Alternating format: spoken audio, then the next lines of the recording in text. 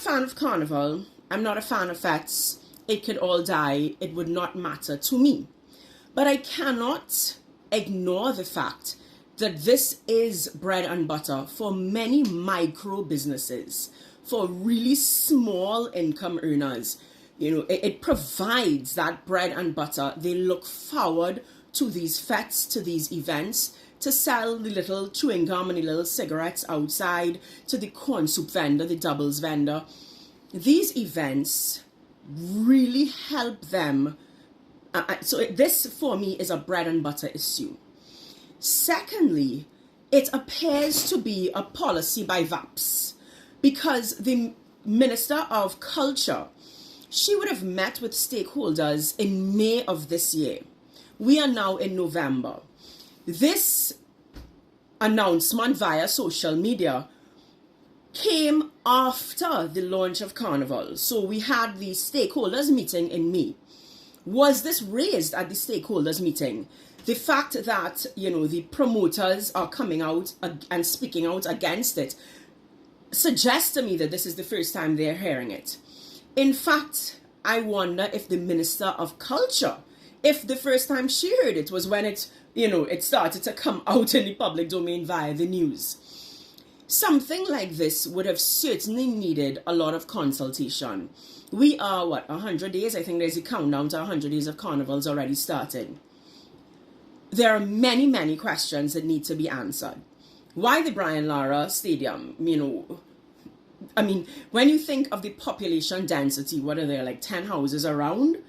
Compared to Woodbrook residents have been complaining about noise long before Brian Lara Stadium was even a thing. Are we going to stop Socadrome? Are we going to stop every fete that happens at the Hasley Crawford Stadium? Because that's a massive one. So we need to know what is the policy going forward.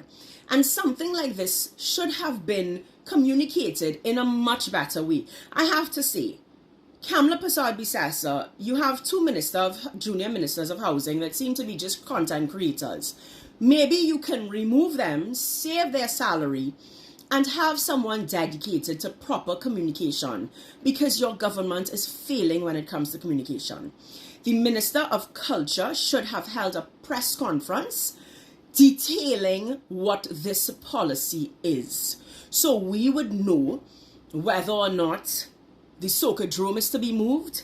Is this a phased plan so that really it's going to be a 2027, this would be a 2027 plan? Because as I said, St. James residents, the Port of Spain General Hospital, you know, so are we going to be discussing rerouting the parade of bands? There's a lot of questions that this announcement by VAPS raises. And that is what I mean by, you know, the handling of it. It's similar to CPEP and CPEP gangs, and, you know, it's the transition and the policies need to be discussed and communicated better than a one-liner. You know, a ban on fetes in Brian Lara Cricket Academy because the neighbors complaining. What about the neighbors in Woodbrook? What about the neighbors in St. James? What about, I mean, could you imagine having carnival happen and a band is standing up right in front of the Port of Spain General Hospital waiting to cross the stage, so the music truck is stopped there, you know? So these are things that need proper consultation. We need proper data, we need proper information. As I said, this should have happened after proper consultation with the stakeholders so that we understand what the solutions are. Because I totally agree, noise is a problem. Fetes, definitely. I mean, I grew up in Carenage. It is a one-way in, one-way out. That creates an emergency situation. It is a health hazard to have fetes down in Chaguaramas. There are things that really need to be discussed. But the way forward certainly cannot be a one-liner, leaving people wondering, so what this, what that. We need government, you know, proper planning, proper policy, proper communication. Too many things are just happening in this country and citizens are left to wonder, well, what next? What this? Too many things have more questions than answers, and this government needs to do better. When the Prime Minister was opposition leader, she often accused the PNM administration, the Rowley administration, of governing by VAPs. This is governing by VAPs. The communication is an F. If there could be less than F, you would have scored less than F. We need better from this government. And we need questions. We need we need answers to our questions, which reminds me, today is Thursday. Are you having a cabinet meeting? Are you attending a post-cabinet press conference? How do citizens reach this government?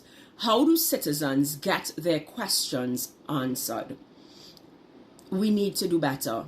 And Trinidad and Tobago, we have to demand better. There's too much noise. I continue to try to cut through the noise because these are serious issues that demand serious discussions and serious answers from a serious government.